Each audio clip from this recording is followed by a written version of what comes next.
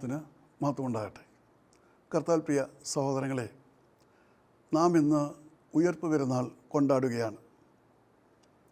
കർത്താവ് ഉയർത്തെഴുന്നേറ്റ് വന്ന് പ്രഖ്യാപിക്കുകയും അവനെ ആരാധിക്കുകയും ഒക്കെ ചെയ്യുമ്പോൾ യേശുക്രിസ്തുവുമായിട്ടുള്ള നമ്മുടെ ബന്ധം എങ്ങനെയാണ് എന്ന് ഈ ഉയർപ്പ് പെരുന്നാളിൽ നാം പരിശോധിക്കേണ്ടിയിരിക്കുന്നു. നാം യേശുവിന് വേണ്ടിയിട്ട് വിവിധ തലങ്ങളിൽ പ്രവർത്തിക്കുന്നവരായിരിക്കാം. എന്നാൽ യേശുവിന് വേണ്ടി പ്രവർത്തിക്കുമ്പോൾ എത്രമാത്രം തീക്ഷ്ണതയോടെയാണ് ദൈവത്തെ അന്വേഷിക്കുന്നത്, എത്രമാത്രം തീക്ഷ്ണതയോടെയാണ് യേശുവിനെ സ്നേഹിക്കുന്നത് എന്നൊക്കെയുള്ള കാര്യങ്ങൾ പലപ്പോഴും നാം ചിന്തിക്കാറില്ല. ഈ ഉയർപ്പ് പെരുന്നാളിൽ യേശുവിനോടുള്ള സ്നേഹം കൊണ്ട്, തീക്ഷ്ണത കൊണ്ട് യേശുവിൻ്റെ വലിയ അനുഗ്രഹങ്ങൾ പിടിച്ചു പറ്റിയ, ചരിത്രത്തിൽ യേശുവിനുമായിട്ടുള്ള ബന്ധത്തിൽ ഏറ്റവും വലിയ സ്ഥാനം പിടിച്ചു പറ്റിയ ഒരു വ്യക്തിയെക്കുറിച്ച് ചിന്തിക്കുവാനാണ് ഞാൻ ആഗ്രഹിക്കുന്നത്. യേശു ഉയർത്തെഴുന്നേറ്റ ദിവസം നടന്ന ചില സംഭവങ്ങളാണ് ഇതിനടിസ്ഥാനമായിട്ടുള്ളത്. അത് ഒരു സ്ത്രീയെക്കുറിച്ചുള്ള കാര്യങ്ങളാണ്. വിശുദ്ധ ലൂക്കോസിൻ്റെ സുവിശേഷം 8-ാം അധ്യായം 2-ാം വാക്യം വായിക്കുമ്പോൾ അവിടെ 7 ഭൂതങ്ങൾ ബാധിച്ച ഒരു സ്ത്രീയെക്കുറിച്ച് കാണുവാനായിട്ട് കഴിയും. അവിടെ പേര് മഗ്ദലക്കാരത്തി മറിയ എന്നാണ്. മഗ്ദല എന്ന് പറയുന്നത് ആ ദേശത്തിൻ്റെ പേരാണ്. അപ്പോൾ യേശു അവിടെ ചെല്ലുമ്പോൾ 7 ഭൂതങ്ങൾ ബാധിച്ചിരുന്ന ഈ മഗ്ദലക്കാരത്തി മറിയയെ കാണുകയും അവളെ യേശു സൗഖ്യമാക്കുകയും ചെയ്യുന്നു. അവൾക്ക് വേണ്ടി ആരെങ്കിലും യേശുവിനോട് അപേക്ഷിച്ചതായിട്ട് തിരുവചനം സൂചിപ്പിക്കുന്നില്ല. പ്രാചീന വേദഗ്രന്ഥങ്ങളൊന്നും അവളുടെ ബാക്കി കാര്യങ്ങളൊന്നും വിശദീകരിക്കുന്നില്ല. അപ്പോൾ അതിൽ നിന്നൊക്കെയും മനസ്സിലാക്കുന്ന ഒരു കാര്യം, യേശുവിന് ഈ സ്ത്രീയോട്, എല്ലാവരാലും അവഗണിക്കപ്പെട്ട ഈ സ്ത്രീയോട്, എല്ലാവരും തള്ളപ്പെട്ട ഈ സ്ത്രീയോട്, ഒരു ഭ്രാന്തി കണക്കെ ജീവിച്ചിരുന്ന ഈ സ്ത്രീയോട് മനസ്സലിവ് തോന്നി യേശു അവളെ സൗഖ്യമാക്കി എന്നതാണ്. 7 ഭൂതങ്ങൾ ഒരു സ്ത്രീയെ ബാധിച്ചു എന്ന് പറയുമ്പോൾ അവൾക്ക് സുബോധം നഷ്ടപ്പെട്ട അവസ്ഥയിലായിരിക്കും മുൻപോട്ട് പോകുന്നത്. അപ്പോൾ അവൾ വീട്ടുകാരാൽ അവഗണിക്കപ്പെടുന്നവളാണ്. സമൂഹത്തിൽ അവൾക്ക് യാതൊരു സ്ഥാനവുമില്ല. എല്ലാവരാലും വെറുക്കപ്പെടുകയും തള്ളപ്പെടുകയും ചെയ്യുന്ന അവസ്ഥയിൽ നിന്നാണ് യേശു ഈ സ്ത്രീയെ വീണ്ടെടുക്കുന്നത്. അവനെ ഭൂതങ്ങളെ പുറത്താക്കി അവളെ സൗഖ്യമാക്കിയപ്പോൾ ഈ മഗ്ദലക്കാരി മറിയ യേശുവിനോടൊപ്പം അവൻ്റെ പ്രവർത്തനങ്ങളിൽ അത് ചേരുകയാണ്. യേശുവിൻ്റെ 12 ശിഷ്യന്മാരുണ്ട്, മറ്റു ചില സ്ത്രീകളുണ്ട്. അവർ ഗ്രാമങ്ങൾ തോറും കയറി ഇറങ്ങി പ്രേക്ഷിത പ്രവർത്തനം നടത്തുകയാണ്. അപ്പോൾ അങ്ങനെയുള്ള പ്രവർത്തനങ്ങളിൽ മഗ്ദലക്കാരത്തി മറിയ സജീവമായിട്ട് പ്രവർത്തിക്കുന്നു. മറ്റെല്ലാവരെയും വിട്ട്, അവളുടെ ആ ദേശത്തെ വിട്ട്, വീട്ടുകാരെ വിട്ട്, എല്ലാവരെയും വിട്ട് അവർ യേശുവിനോടൊപ്പം പ്രവർത്തിക്കുവാൻ തക്കവണ്ണം മുൻപോട്ട് വരികയാണ്. മാത്രമല്ല, ലൂക്കോസിൻ്റെ സുവിശേഷം നാം വായിക്കുമ്പോൾ അവിടെ കാണുവാൻ കഴിയുന്ന ഒരു കാര്യം, തങ്ങളുടെ വസ്തുവകൾ വിറ്റ് യേശുവിൻ്റെ ശുശ്രൂഷയ്ക്ക് വേണ്ടി പ്രവർത്തിക്കുന്ന ചില സ്ത്രീകളുടെ ഗണത്തിലാണ് മഗ്ദലക്കാരത്തി മറിയയും കാണുവാനായിട്ട് കഴിയുന്നത്. അതുകൊണ്ട് തൻ്റെ സമ്പത്തും എല്ലാം യേശുവിൻ്റെ ശുശ്രൂഷയ്ക്ക് വേണ്ടി സമർപ്പിച്ചുകൊണ്ട്, യേശുവിനെ ശുശ്രൂഷിച്ചുകൊണ്ട് ആ പ്രത്യേകമായിട്ടുള്ള യേശുവിൻ്റെ സുവിശേഷ പ്രഘോഷണത്തിൽ അവിടെ അവളും ചേരുകയാണ്. അങ്ങനെ മുൻപോട്ട് പോകുമ്പോൾ യേശുവുമായിട്ടുള്ള ആ സംഘവുമായിട്ട് ശിഷ്യന്മാർ മുൻപോട്ട് പോകുമ്പോഴാണ് യേശുവിനെ യഹൂദന്മാർ ക്രൂശിക്കുന്നത്. യേശുവിനെ പിടിച്ചുകൊണ്ട് പോയി. അങ്ങനെ യേശുവിനെ ക്രൂശിക്കുമ്പോൾ നാം കാണുന്ന ഒരു കാര്യം, അവൻ്റെ ശിഷ്യന്മാരെല്ലാവരും അവനെ വിട്ട് ഓടിപ്പോയി. നിനക്ക് വേണ്ടി ഞാൻ മരിക്കുവാൻ തയ്യാറാണ്, തടവിലാകുവാൻ തയ്യാറാണ് എന്നൊക്കെയും പറഞ്ഞ ശിഷ്യന്മാരുണ്ട്. അവരൊക്കെയും യേശുവിനെ വിട്ട് ഓടിപ്പോയതായിട്ട് നാം കാണുന്നുണ്ട്. യേശുവിനെ ആശ്വസിപ്പിക്കുവാനോ, യേശുവിന് വേണ്ടി ഒരു വാക്കുച്ചരിക്കുവാനോ, യേശുവിൻ്റെ അടുത്ത് നിൽക്കുവാനോ ആരും ഉണ്ടായിരുന്നില്ല. യേശു തനിച്ച് ആ ക്രൂശ് ചുമന്നുകൊണ്ട് ഗോൽഗോഥയിലേക്ക് പോവുകയാണ്. യേശുവിൻ്റെ കുരിശിൻ്റെ ചുവട്ടിൽ നമ്മുടെ ശിഷ്യന്മാരിൽ ഒരാളെ മാത്രമേ കാണുന്നുള്ളൂ, യോഹന്നാൻ സ്ലീഹ. ബാക്കിയുള്ളത് 3 മറിയമാരാണ്. അപ്പോൾ അവിടെ നാം ഈ മഗ്ദലക്കാരി മറിയ കാണുന്നുണ്ട്. വിശുദ്ധ ലൂക്കോസിൻ്റെ സുവിശേഷം വായിക്കുമ്പോൾ വിശുദ്ധ മത്തായിയുടെ സുവിശേഷം കാണുമ്പോൾ ഇതൊക്കെ നമുക്ക് മനസ്സിലാക്കുവാനേ കഴിയും. യോഹന്നാൻ്റെ സുവിശേഷത്തെ നമുക്ക് കാണുവാൻ കഴിയും. യേശുവിൻ്റെ ക്രൂശിൻ്റെ അരികിൽ അവൻ്റെ അമ്മയും അമ്മയുടെ സഹോദരിയും ക്ലെയോപ്പാവിൻ്റെ ഭാര്യ മറിയയും മഗ്ദലക്കാരി മറിയയും നിന്നിരുന്നു. ക്രൂശിൻ്റെ ഓട്ടിൽ ഈ സ്ത്രീകളും ഒരു ശിഷ്യനും മാത്രമാണ് നിന്നിരുന്നത്. ബാക്കി എല്ലാവരും യേശുവിനെ വിട്ട് ഓടിപ്പോയി. അത് യഹൂദ സഭയുടെ അധികാരികൾ ഇവരെയൊക്കെയും നശിപ്പിക്കുവാനുള്ള വലിയ പരിശ്രമത്തിലായിരുന്നതുകൊണ്ട് അവരെല്ലാവരും ഭയന്ന് ഓടിപ്പോയതായിരിക്കാം. വിശുദ്ധ ഗ്രന്ഥങ്ങൾ ഒക്കെയും നമ്മൾ പരിശോധിക്കുമ്പോൾ ഒരിടത്ത് പോലും ഇവരാരും യേശുവിനൊപ്പം ഉണ്ടായിരുന്നതായിട്ട് കാണുന്നില്ല. അങ്ങനെ യേശുവിൻ്റെ കുരിശിൻ്റെ ചുവട്ടിൽ മാത്രമല്ല, അത് കഴിഞ്ഞതിന് ശേഷം യേശുവിനെ സംസ്കരിക്കുമ്പോൾ, യേശുവിൻ്റെ ശവസംസ്കാര ശുശ്രൂഷ നടത്തുമ്പോഴും ഇവരാരും അടുത്തില്ല. അവിടെയും മഗ്ദലക്കാരത്തി മറിയ ഉണ്ടായിരുന്നു.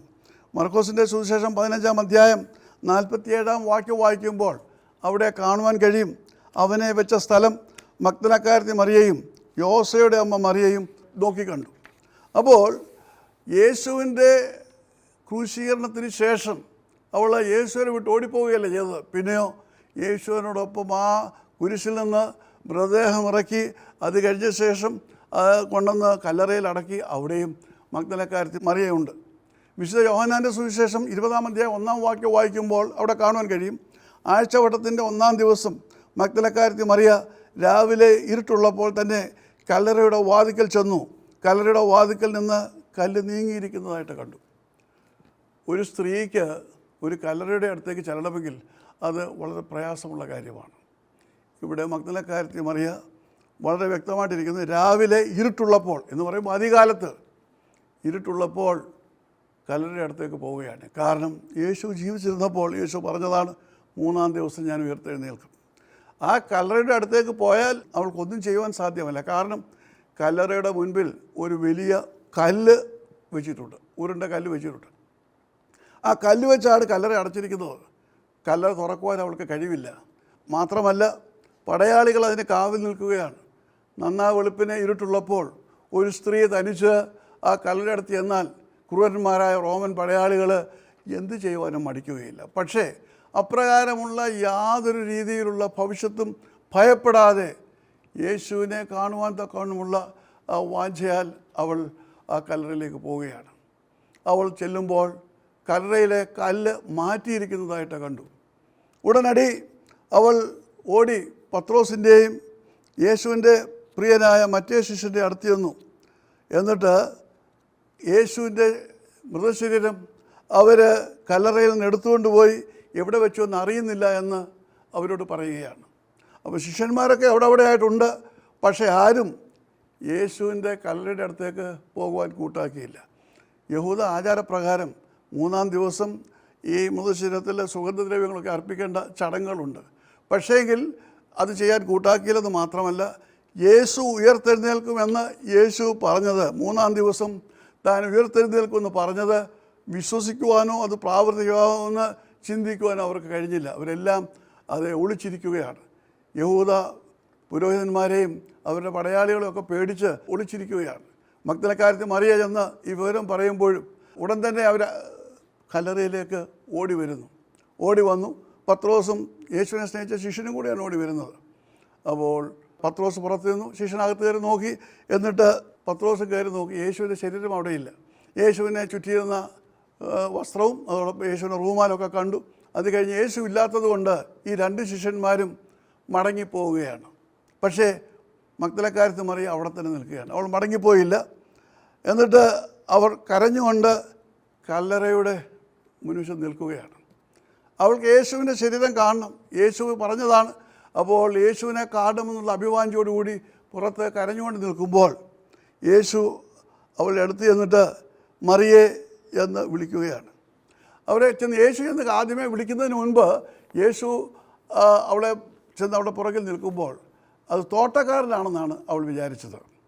അപ്പോൾ യജമാനെ, അതെ, ഈ എൻ്റെ ഗുരുവിൻ്റെ മൃതശരീരം നീ എവിടെയാണ് വെച്ചിരിക്കുന്നത് തരൂ, ഞാനത് എടുത്തുകൊണ്ട് പോയിക്കൊള്ളാം എന്ന് പറയുമ്പോൾ അതെ അവളുടെ ആ തീഷ്ണത, യേശുവിൻ്റെ മൃതദേഹം പിന്നെ അവൾ ഒരു സ്ത്രീക്ക് അത് കൊണ്ടുപോകാൻ ബുദ്ധിമുട്ടാണ്. 3 ദിവസം കഴിഞ്ഞ് മൃതശരീരം. പക്ഷേ അവൾ പറയുകയാണ്, നീ എനിക്കത് തരുമ്പോൾ ഞാൻ കൊണ്ടുപോയിക്കൊള്ളാം എന്ന് പറഞ്ഞു നിൽക്കുമ്പോൾ യേശു അവളെ വിളിക്കുകയാണ്, മറിയേ.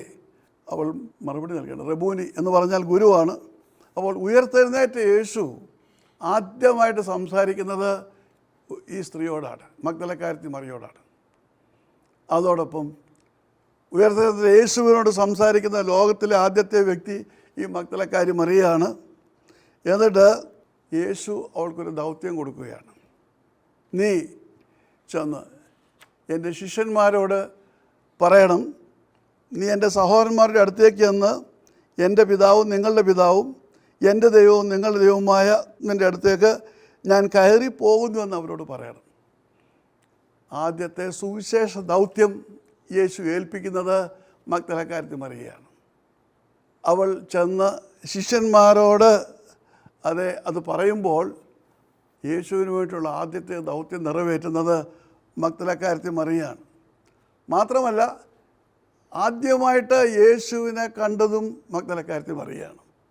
അപ്പോൾ ഒരുപാട് കാര്യങ്ങൾ ആദ്യമായിട്ട് നടന്നത്, ആ ഉയർപ്പ് ഞായറാഴ്ച നടന്നത് ഈ മഗ്ദലക്കാരി മറിയയുടെ ജീവിതത്തിലെ വലിയ അനുഭവങ്ങളാണ്.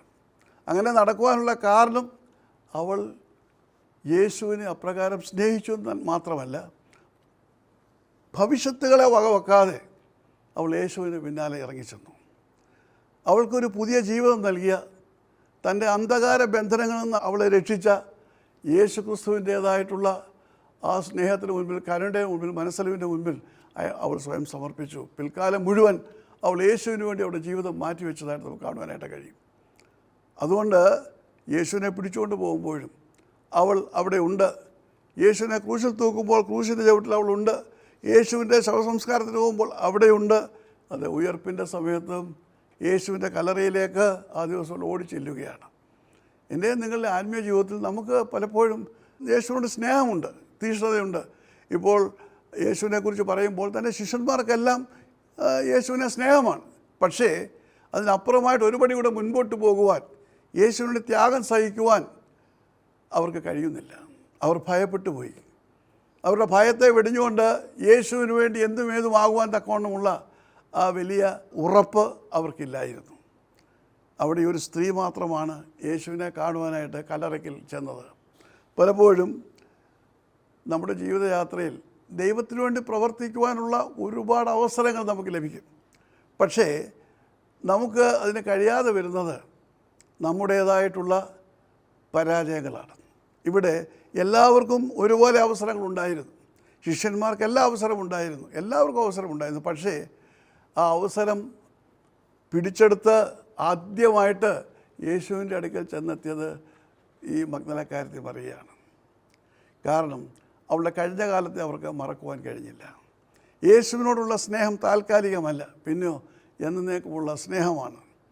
യേശുവിൻ്റെ ആ വലിയ അനുഭവങ്ങൾക്കുണ്ടായി. നാം പിന്നീട് മഗ്ദലക്കാരത്തി മറിയയെക്കുറിച്ച് ഒന്നും കേൾക്കുന്നില്ല. യേശുവിനോടൊപ്പം പ്രവർത്തിച്ച ശിഷ്യന്മാർ പിന്നെ പിൽക്കാലത്ത് പല രാജ്യങ്ങളിൽ പോയൊക്കെ നാം കേൾക്കുന്നുണ്ട്. പക്ഷേ മഗ്ദലക്കാരത്തി മറിയയെക്കുറിച്ച് പിന്നീടൊന്നും കേൾക്കുന്നില്ല. എന്നാൽ മഗ്ദലക്കാരത്തി മറിയ യെരുശലേമിൽ നിന്ന് അത് യഹൂദന്മാരെല്ലാം, അവിടുത്തെ യഹൂദ സഭയെല്ലാം കൂടി ചേർന്ന് അവളെയും മാർത്തയെയും ലാസറിനെയും അവിടെ നിന്ന് പുറത്താക്കി ഒരു പാക്കപ്പലിൽ അവരെ പടകിൽ അവരെ വിട്ടു എന്ന് പറയുന്നുണ്ട്. അവരെ വന്നെത്തിയത് ഫ്രാൻസിലെ മാർസെയിൽസ് എന്ന് പറയുന്ന സ്ഥലത്താണ്. ആ മാർസെയിൽസ് എന്ന് പറയുന്ന സ്ഥലത്ത് ഇവരിറങ്ങി. മഗ്ദലക്കാരി മറിയ അവിടെ നിന്ന് 6.5 കിലോമീറ്ററുള്ളിൽ വനത്തിലേക്ക് കടന്നുപോയി 2500 അടി ഉയരമുള്ള ഒരു പാറയിലുള്ള ഗുഹയിലാണ് പാർത്തിരുന്നതെന്നാണ് പറയുന്നത്. ദൈവത്തിൻ്റെ വലിയ കരുണയാൽ ബലഹീനനായ എനിക്കും എൻ്റെ പ്രിയപ്പെട്ടവർക്കും അവിടേക്ക് പോകുവാനും ഈ 6.5 മൈൽ നടന്ന് ചരിത്രം പറയുന്ന ആ ഗുഹയിലേക്ക് കടന്നു ചെല്ലുവാനും മഗ്ദലക്കാരത്തെ പാർത്ത 30 വർഷം അവിടെ അവൾ പാർത്തിരുന്നുവെന്നാണ് പറയപ്പെടുന്നത്. അവിടെ പോയി അതെല്ലാം കാണുവാനും ഒക്കെ ചരിത്ര വസ്തുക്കളാണ്. ഇന്ന് കത്തോലിക്ക സഭയുടെ അധീനതയിലുള്ള ഒരു പുണ്യസങ്കേതമാണ്. അനേകരോടെ വന്ന് അത് തീർത്ഥാടനത്തിനായിട്ട് കടന്നു വരുന്നുണ്ട്. അപ്പോൾ ആ മഗ്ദലക്കാരത്തി പറഞ്ഞൊരു യാഥാർത്ഥ്യമാണ്. 30 വർഷം അവൾ ലോകത്തിൻ്റെ എല്ലാവിധ കാര്യം വിട്ടിട്ട് പ്രാർത്ഥനയിൽ മുഴുകി അവിടെ ജീവിക്കുകയായിരുന്നു എന്നാണ് ചരിത്രം പറയുന്നത്. അതുകൊണ്ട് എൻ്റെയും നിങ്ങളുടെയും ജീവിതയാത്രയിൽ നാം ഒരുപാട് ഉയർപ്പ് പെരുന്നാളുകൾ ആഘോഷിക്കാറുണ്ട്. എന്നാൽ നമുക്ക് എത്രമാത്രം യേശുവിനെ സ്നേഹിക്കുവാൻ കഴിയുന്നുണ്ട്? സ്നേഹം എല്ലാവർക്കും ഉണ്ട്. സ്നേഹത്തിന് പല തലങ്ങളുണ്ട്. ത്യാഗപൂർണ്ണം യേശുവിൻ്റെ സാക്ഷികളാകുവാൻ, യേശുവിന് വേണ്ടി എല്ലാം മറന്ന് പ്രവർത്തിക്കുവാൻ, ഭവിഷ്യത്തുകളെ വകവെക്കാതെ യേശുവിന് വേണ്ടി നിൽക്കുവാൻ നമുക്ക് എത്രമാത്രം കഴിയുന്നു എന്നുള്ളത് നാം ചിന്തിക്കണം. നാം നോക്കുമ്പോൾ യേശുവിനോടൊപ്പം നടന്ന ശിഷ്യന്മാർ പരാജയപ്പെട്ട സ്ഥാനത്ത് അവരൊക്കെയും യേശുവിനോടൊപ്പം ഉണ്ടായത് യേശുവിനെ സ്നേഹിക്കുന്നവരാണ്. പക്ഷേ ഈ ഒരു പ്രത്യേക പ്രതിസന്ധിയിൽ അവർക്ക് യേശുവിന് വേണ്ടി ഒന്നും ചെയ്യുവാൻ കഴിഞ്ഞില്ല. യേശുവിന് മരിക്കുവാൻ തയ്യാറാണെന്ന് യേശുവിന് വാക്കുകൊടുത്തവരാണ്. യേശുവിന് വേണ്ടി തടവിലാകാമെന്ന് വാക്കുകൊടുത്തവരാണ്. പക്ഷേങ്കിൽ അവർ യേശുവിനെ പിടിച്ചപ്പോൾ യഹൂദ മതപുരോഹിതന്മാരും യഹൂദ സഭയുമൊക്കെ തിരിഞ്ഞ്, യഹൂദ സമൂഹം യേശുവിനെതിരെ തിരിഞ്ഞ് യേശു പിടിക്കപ്പെട്ട് ക്രൂശിക്കപ്പെടുമ്പോൾ അവർക്കാർക്കും യേശുവിന് വേണ്ടി വാദിക്കുവാനോ യേശുവിൻ്റെ അടുത്തേക്ക് വരുവാനോ കഴിഞ്ഞില്ല. അവിടെ ഒരു സ്ത്രീ തനിച്ച് യേശുവിൻ്റെ സന്നിധിയിലേക്ക് കടന്നു വരുന്നു. യേശുവിന് വേണ്ടിയിട്ട് പ്രവർത്തിക്കുവാൻ അതേ ഭവിഷ്യത്തുകളെ വകവെക്കാതെ പ്രവർത്തിച്ചു. അത് നമുക്കൊക്കെ വലിയ മാതൃകയാകണം. അതുകൊണ്ട് ഉയർപ്പ് പെരുന്നാളിൽ നാം ഇപ്പോൾ പ്രവർത്തിക്കുന്ന തലങ്ങളുണ്ട്. പക്ഷേ അതിനേക്കാൾ എത്രമാത്രം ഉയരങ്ങൾ നമുക്ക് പ്രവർത്തിക്കുവാൻ കഴിയും, ഇതിൽ കൂടുതൽ എന്തെല്ലാം പ്രവർത്തിക്കുവാൻ കഴിയും. നാം ഇപ്പോൾ പ്രവർത്തിക്കുന്നെന്ന് പറയുന്നതല്ലാതെ അതിനപ്പുറമായിട്ട് നമ്മുടേതായിട്ടുള്ള യാതൊരു വിധത്തിലുള്ള പ്രവർത്തനങ്ങൾക്കും അഭിവൃദ്ധിക്കും തടസ്സമായി നിൽക്കുന്നത് ഒന്നും ചെയ്യുവാൻ കൂട്ടാക്കാതെയാണ് നമ്മുടെ പ്രവർത്തനമെങ്കിൽ ആ പ്രവർത്തനം പൂർണ്ണമല്ല. ശിഷ്യന്മാർ യേശുവിന് വേണ്ടി വാദിക്കുവാനോ അല്ലെങ്കിൽ യേശുവിനെ കുറിച്ച് പറയുവാനോ യേശുവിൻ്റെ ക്രൂശ് മരണത്തിൽ പങ്കാളികളാകുവാനോ ഒന്നും കഴിയാതെ പോയത് അവരുടെ ഭാവിയെക്കുറിച്ചുള്ള ആശങ്കയിലാണ്. നാം കാണുന്നുണ്ട്, പത്രോസ് 3 പ്രാവശ്യം യേശുവിനെ തള്ളിപ്പറയുകയാണ്. കാരണം യേശുവുമായിട്ട് ആരെങ്കിലും ബന്ധമുണ്ടെന്ന് അവിടെ തെളിയിക്കപ്പെടുകയാണെങ്കിൽ അവരുടെയൊക്കെയും ഭാവി അത് ഭയാനകമായി അവസാനിക്കും. അത്രമാത്രം വൈരാഗ്യത്തോടെയാണ് യഹൂദ സഭ അപ്പോൾ പ്രവർത്തിച്ചിരുന്നത്. എന്നാൽ ഇങ്ങനെയുള്ള യാതൊരു ഭയാശങ്കയും ഇല്ലാതെ എന്തു വന്നാലും അതിനെ നേരിടുവാൻ തക്കവണ്ണം ഇറങ്ങിത്തിരിച്ച ഒരു മഹത് വ്യക്തിയായിരുന്നു മഗ്ദലക്കാരത്തി മറിയ. മഗ്ദലക്കാരത്തി മറിയ വിശുദ്ധയാണ്. കത്തോലിക്ക സഭ വിശുദ്ധയായിട്ട് പ്രഖ്യാപിച്ചിട്ടുണ്ട്, ലൂഥറൻ സഭ പ്രഖ്യാപിച്ചിട്ടുണ്ട്. അപ്രകാരം സമുന്നതമായ ഒരു പദവി ആത്മീയ ലോകത്തവൾക്കുണ്ട്. മാത്രമല്ല മഗ്ദലക്കാരി വിളിക്കപ്പെടുന്നത് അപ്പോസ്റ്റൽ ഓഫ് അപ്പോസ്റ്റൽസ് എന്നാണ്. അപ്പോസ്തലന്മാരുടെ അപ്പോസ്റ്റൽ എന്ന് പറയുമ്പോൾ ഈ അപ്പോസ്തലന്മാരുടെ അടുക്കിലേക്ക് യേശു തൻ്റെ ദൗത്യം ഏൽപ്പിച്ചയക്കുന്നത്, അതായത് ഞാൻ പിതാവിൻ്റെ അടുക്കിലേക്ക് പോകണം, നിങ്ങളുടെ പിതാവും എൻ്റെ പിതാവുമായവൻ്റെ അടുക്കൽ, നിങ്ങളുടെ ദൈവം എൻ്റെ ദൈവമായവൻ്റെ അടുക്കിലേക്ക് ഞാൻ കയറിപ്പോകുന്നുവെന്ന് ആ ശിഷ്യന്മാരോട് ചെന്ന് പറയുവാൻ മഗ്ദലക്കാരത്തി മറിയയാണ് ചുമതലപ്പെടുന്നത്. അത് അപ്പോസ്തലന്മാരോട് പറയുവാൻ. അപ്പോൾ മഗ്ദലക്കാരത്തി മറിയ സഭാചരിത്രത്തിൽ അറിയപ്പെടുന്നത് അപ്പോസ്റ്റൽ ഓഫ് അപ്പോസ്റ്റൽസ് എന്നാണ്. യേശു അവൾക്ക് ആ ദൗത്യം കൊടുക്കുവാൻ കാരണം യേശുവിനെ തേടി അവളവിടെ കടന്നു വന്നതാണ്. 2 ശിഷ്യന്മാർ ഗുഹയ്ക്കകത്ത് കയറി എല്ലാം നോക്കി, അത് യേശുവിൻ്റെ റൂമാൽ കണ്ടു. പക്ഷേ അതിനേക്കാൾ അപ്പുറമായിട്ട് അവർക്കൊന്നും ചിന്തിക്കാൻ കഴിഞ്ഞില്ല. യേശുവിനെ കണ്ടില്ല. ഉടൻ അവർ മടങ്ങിപ്പോവുകയാണ്. അവർ ഓടി വീട്ടിലേക്ക് പോയെന്നാണ് എഴുതി വച്ചിരിക്കുന്നത്. അവർക്ക് അവിടെ നിൽക്കുവാൻ കഴിഞ്ഞില്ല. പക്ഷേ മഗ്ദലക്കാരത്തി മറിയ തിരികെ വീട്ടിൽ പോയില്ല. യേശുവിനെ കാണുന്നത് വരെയും അവിടെ നിൽക്കുവാൻ തീരുമാനിച്ചുകൊണ്ട് അവൾ കരഞ്ഞുകൊണ്ട് ആ കല്ലറയുടെ വാതിക്കൽ നിൽക്കുമ്പോഴാണ് യേശു അവൾക്ക് പ്രത്യക്ഷരാകുന്നത്. ആ പ്രത്യക്ഷതയാണ് അതേ മഗ്ദലക്കാരത്തി മറിയെ സ്വർഗോന്നതങ്ങളിൽ പ്രാഗൽഭ്യമുള്ളതാക്കി തീർക്കുന്നത്. അതുകൊണ്ട് എനിക്കും നിങ്ങൾക്കും ലഭിക്കുന്ന അവസരങ്ങൾ അവയെ തക്കത്തിൽ ഉപയോഗിച്ചുകൊണ്ട് യേശുവിന് വേണ്ടി കൂടുതലായിട്ട് എന്ത് പ്രവർത്തിക്കാം എന്ന് ചിന്തിച്ചുകൊണ്ട് അതേ ലാഭമായതിനെ ഛേദമെന്ന് എണ്ണിക്കൊണ്ട് ഭയപ്പാടില്ലാതെ ഉറപ്പോടും ധൈര്യത്തോടും യേശുവിന് വേണ്ടി ഇറങ്ങിത്തിരിക്കുവാനുള്ള ഒരു വലിയ തീരുമാനം ഉയർപ്പ് പെരുന്നാളിൽ എടുക്കുവാൻ തക്കവണ്ണം കർത്താവ് നമ്മളെ സഹായിക്കട്ടെ. ഉയർത്തെഴുന്നേറ്റ കർത്താവ് എന്നെ നിങ്ങളെ അതിനായി കൂടുതൽ സജ്ജമാക്കട്ടെ എന്ന് പ്രാർത്ഥിച്ചുകൊണ്ട് ഞാൻ എൻ്റെ വാക്കുകൾ ചുരുക്കുന്നു. ദൈവം നമ്മെ അനുഗ്രഹിക്കട്ടെ.